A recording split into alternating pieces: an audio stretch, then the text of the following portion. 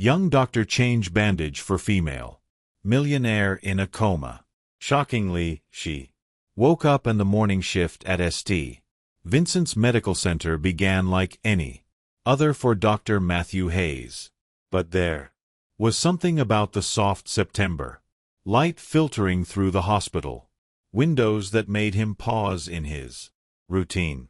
At 31, Matthew had been working in the neurological intensive care unit for 6 years, dedicating his life to patients who often couldn't speak for themselves, who relied entirely on the compassion and skill of their medical team.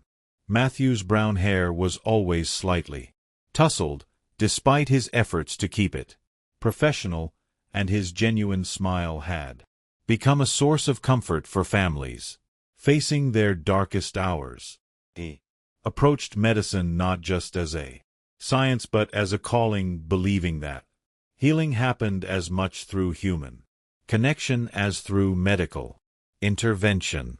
Room 314 had been occupied for 3 months by a patient who had captured the attention of everyone at the hospital, though not for the reasons that usually drew such interest. Victoria Ashford, a 28-year-old businesswoman, had been in a coma since a car accident that had made headlines, not because of the crash itself but because of who she was. The Ashford family fortune, built through generations of successful investments, had made Victoria one of the youngest female billionaires in the country. But wealth meant nothing in the face of traumatic brain injury. Victoria lay still and silent, her blonde hair spread across the pillow like spun gold, breathing with the assistance of machines while her family maintained a constant vigil. The other doctors treated her with professional competence, but Matthew had noticed something that troubled him. He was becoming more of a medical curiosity than a person to many of the staff. Matthew had made it his practice to talk to all his coma patients, believing that somewhere in the silence they might still be listening. With Victoria, he went further. Every morning when he changed her bandages, he spoke to her about the weather, about books he was reading, about the small moments of beauty he'd noticed during his commute to work. "Good morning, Victoria," Matthew said gently as he entered her room, carrying fresh bandages and speaking in the warm tone he'd use with any conscious patient. "The leaves are just starting to turn outside your window. I think autumn might be your favorite season. There's something about the way the light hits your face that suggests you appreciate beautiful transitions." The nurses, Sarah and Jennifer, watched from the doorway with a kind of professional interest that came from seeing doctors develop different approaches to patient care. They'd both noticed that Matthew spent more time with Victoria than strictly necessary, that his touch was particularly gentle when adjusting her position or checking her responses. Matthew carefully removed the bandage from Victoria's arm, where the four had caused some irritation. He continued his one-sided conversation. "I was reading about a study yesterday that suggests coma patients can sometimes hear and process more than we realize. I hope you know that you're surrounded by people who care about you, who are committed to helping you find your way back." What Matthew couldn't know was that Victoria had indeed been aware for weeks, trapped in a body that wouldn't respond to her desperate attempts to communicate. He had heard every word he'd spoken to her, had felt the difference between his touch and that of the other medical staff, had come to long for his morning visits as the only light in her frightening darkness. Victoria had been fighting to wake up, but her body seemed disconnected from her will. Until today. as Matthew's gentle hands worked to clean and rebandage her arm, speaking to her with the same respect he'd show any patient. Something shifted. The combination of his kindness and her determination finally broke through whatever barrier had been holding her in unconsciousness. "Matthew," Victoria whispered, her voice barely audible, but unmistakably present. Matthew froze, his hands still holding the fresh bandage, his eyes immediately focusing on Victoria's face. Her eyes were open, blinking slowly as she tried to adjust to the bright room. "After months of darkness, Victoria." Matthew's voice carried a mixture of professional excitement and personal joy that surprised him. "Can you hear me? And you see me?"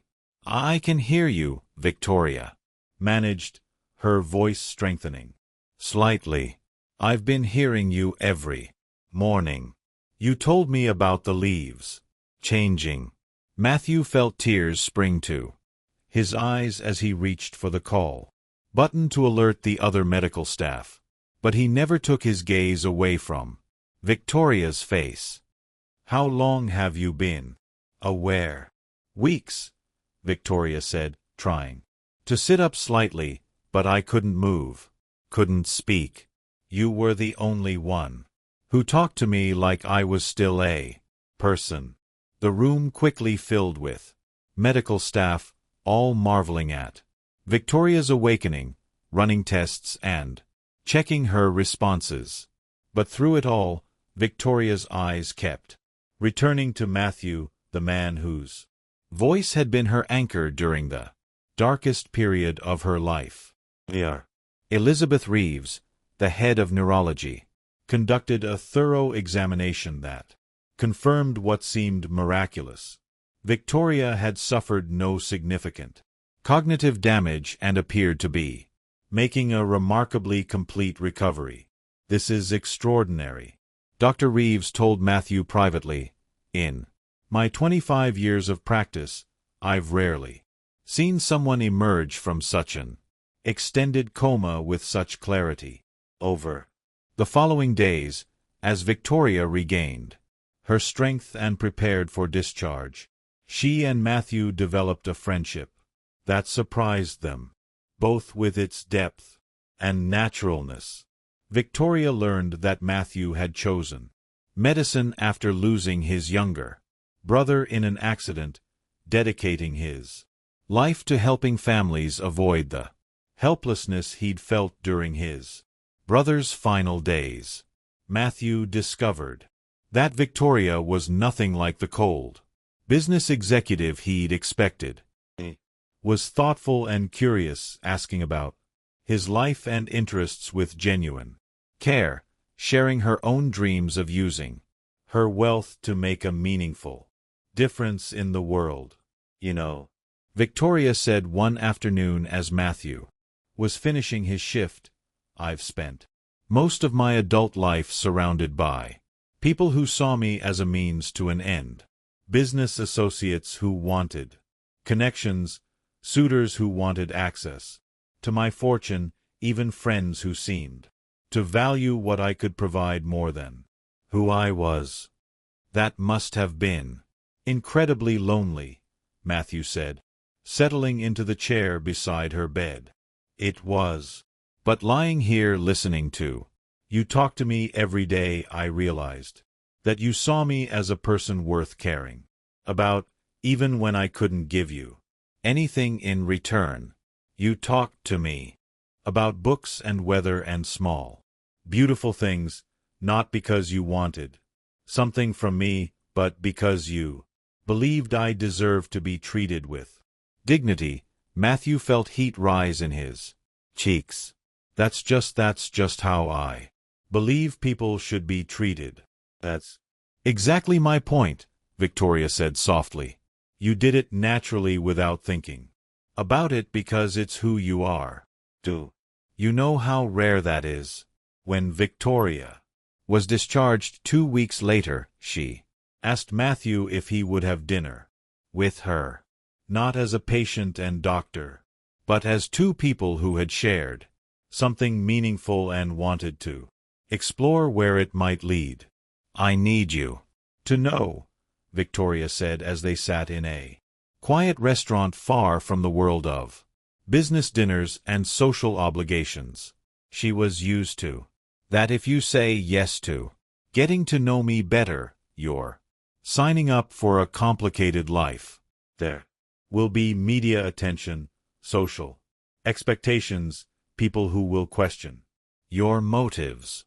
Matthew reached across the table and took her hand, the same gentle touch that had helped awaken her from her coma. "Victoria, for the past 3 months, I've been talking to someone I thought might never respond, might never know that someone cared about her well-being. If you're willing to take a chance on a doctor who drives a 10-year-old car and thinks a perfect evening is reading medical journals and cooking dinner at home, then I'm willing to face whatever challenges come with loving you." Their relationship developed with the same gentle patience Matthew had shown during Victoria's recovery. They discovered shared values about service and making a difference, found joy in simple pleasures like walking through parks and visiting museums, and built a foundation of respect and genuine affection that had nothing to do with Victoria's wealth or Matthew's professional status. A year later, when Matthew proposed to Victoria in the hospital room where she had first opened her eyes and seen his face, he said, "I fell in love with you when you were unconscious," which sounds ridiculous until I explain that I fell in love with the person I imagined you were based on your strength and resilience. Getting to know the real you has been even better than anything I imagined." Victoria accepted with tears in her eyes, saying, "You loved me when I couldn't love myself, when I couldn't even speak for myself. You saw worth in me when I was at my most vulnerable. That's the kind of love that lasts forever." Their wedding was held in the hospital chapel with many of the staff who had cared for Victoria during her recovery in attendance. Dr. Reeves, who performed the ceremony as an ordained minister, spoke of love that begins in service and grows through devotion, of partnerships that honor both strength and vulnerability. The Ashford Foundation, which Victoria established after her recovery, became one of the most respected medical charities in the country, funding research into traumatic brain injury and supporting families during long-term medical crisis. Matthew continued his work at the hospital, though Victoria's support allowed him to also pursue research that might help other patients find their way back from similar challenges. "You know," Victoria often said when people asked about their love story, "most people think Matthew saved my life by being there when I woke up. But the truth is, he saved my life long before that, by treating me with kindness and dignity when I couldn't advocate for myself. He reminded me that I was worth caring about, and that reminder became the strength I needed to fight my way back." And Matthew, watching his wife work with families facing medical crisis similar to what she had endured, would add quietly, "Love isn't always about dramatic gestures or perfect timing. Sometimes it's about showing up consistently, treating people with gentleness when they're at their most vulnerable, and believing in their worth even when they can't see it themselves."